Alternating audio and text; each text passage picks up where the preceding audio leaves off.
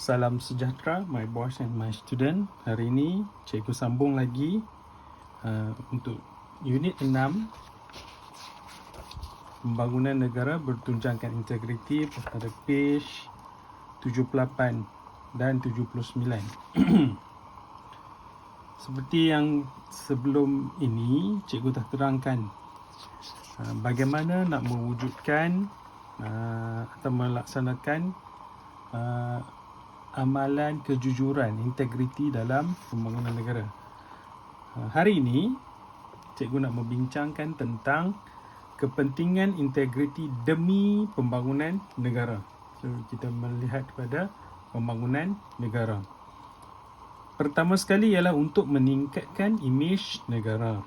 Okey, supaya apa? Supaya negara kita terkenal di persada dunia. The whole world know Malaysia is a very good place. They have a very good government. The people are very good. So inilah yang penting. Bukan untuk kita bangga diri atau apa, untuk supaya kita ada lebih rasa bangga menjadi rakyat Malaysia. Bila Malaysia terkenal, semua orang suka datang ke Malaysia, sektor pelancongan akan berkembang. Bila sektor pelancongan berkembang, duit banyak masuk ke negara kita. Seterusnya ialah untuk memartabatkan perusahaan kecil dan sederhana. Perusahaan kecil dan sederhana diiktiraf di pasaran antarabangsa. Sekarang ni pun kita antara negara yang diiktiraf. Cuma kita nak lebih diiktiraf suatu masa nanti. Meningkatkan pendapatan perusahaan kecil dan sederhana.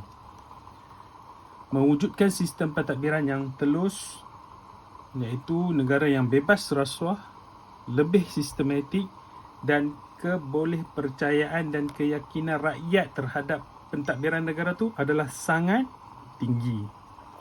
Meyakinkan pelabur asing untuk meneruskan pelaburan. Yes, sebab apa? Supaya duit daripada luar masuk ke negara Malaysia. Peluang pekerjaan akan meningkat, ekonomi akan meningkat, perniagaan akan meningkat. Seterusnya, ekonomi negara akan berkembang pesat. Kepentingan integriti yang seterusnya ialah menegakkan keadilan dalam kalangan rakyat. Yang ni sangat penting. Supaya apa? Dapat mengelakkan diskriminasi orang kaya ke orang miskin ke, orang ada nama ke orang tak ada nama ke.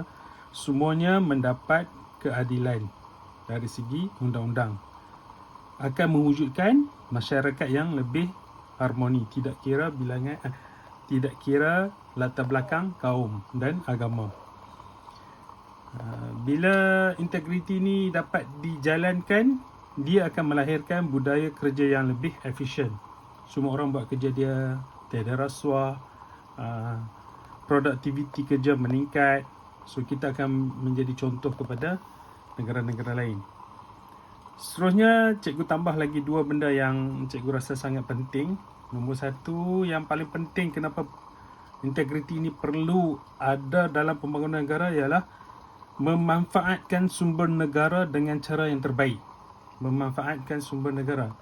Kita ada duit yang banyak, kita ada pekerja yang banyak, kita ada tenaga kemahiran yang banyak, kita ada sumber bahan mentah yang banyak.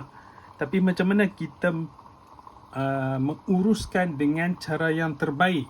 Kurangkan pembaziran, tidak buat projek yang sia-sia, tiada ketirisan. Ni pentingnya integriti. So bila semua ini telah tercapai, kita akan lahirkan negara yang maju. So akan memajukan negara Malaysia. Seterusnya dalam buku teks membincangkan tentang implikasi perbuatan yang tidak berintegriti kepada pembangunan negara. Bila tiada integriti, kadar jenayah dan gejala sosial meningkat. Yalah, semua orang boleh bagi rasuah, yang buat salah bagi rasuah, tiada keadilan, so jenayah dengan mudah dapat dijalankan. Ketenteraman dan keharmonian negara tergugat.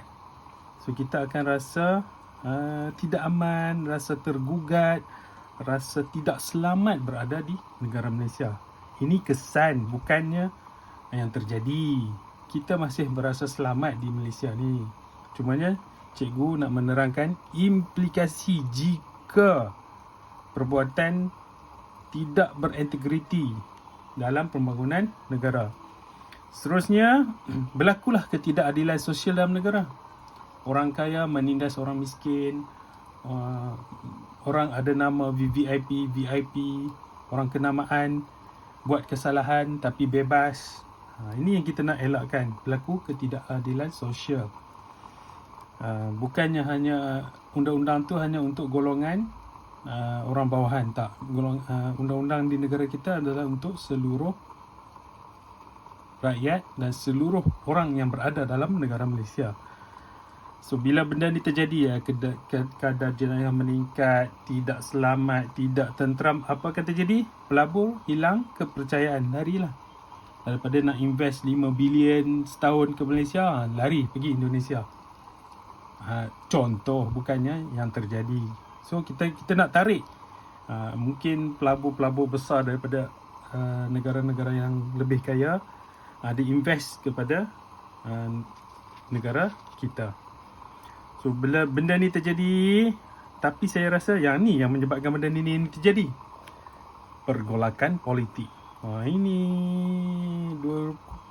sekarang tahun 2021 ni, ini adalah satu benda yang nampak macam tenang tapi di dalam bergelora. Inilah, tak mau pergi jauh lebih panjang, kita pergi, semua orang pun faham tentang pergolakan politik semasa.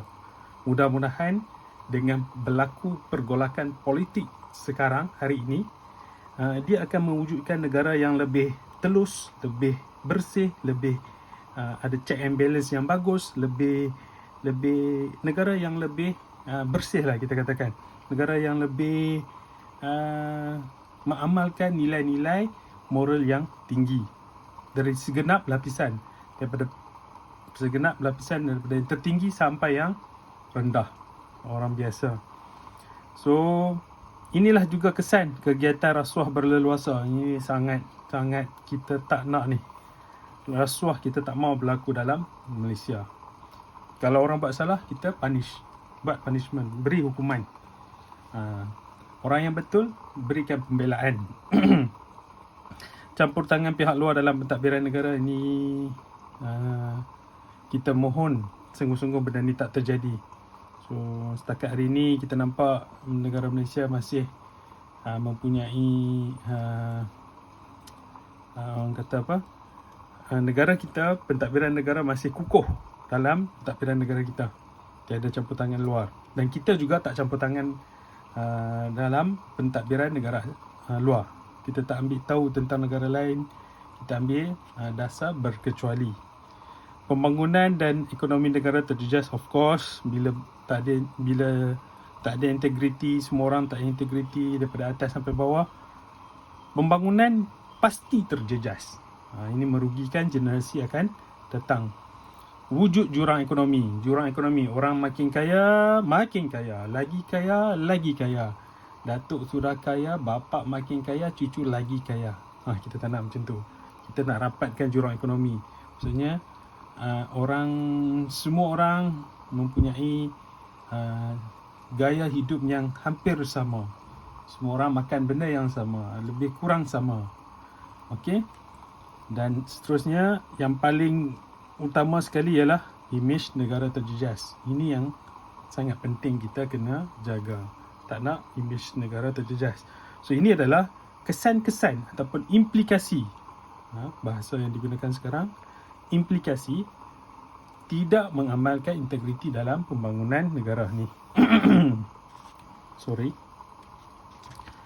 So kalau tengok, saya bagi contoh lah, daripada sebabkan kita di Taiping ni, cikgu bagi contoh antara kes tidak berintegriti dalam bidang ekonomi. Ini daripada BH Online. Seorang ejen insurans telah tipu klien dia. Bukan sikit dia tipu. Dia tipu RM56,000. Dia tipu seorang lelaki bernama Lam Siu Ling, umur 43 tahun. Pada 15 Ogos 2017, ini pertuduhan yang diberikan padanya. Ada dua pertuduhan. So 56,000 yang pertama. Yang kedua juga 56,000 pada 8 September 2017. Siapa dia yang tipu ni? Ini. Biasa jumpa ni. Dekat typing je you akan jumpa muka-muka ni. Okey. Tapi saya tak nak beri ulasan lanjut. Baca dalam web ataupun sumber-sumber yang boleh dipercayai.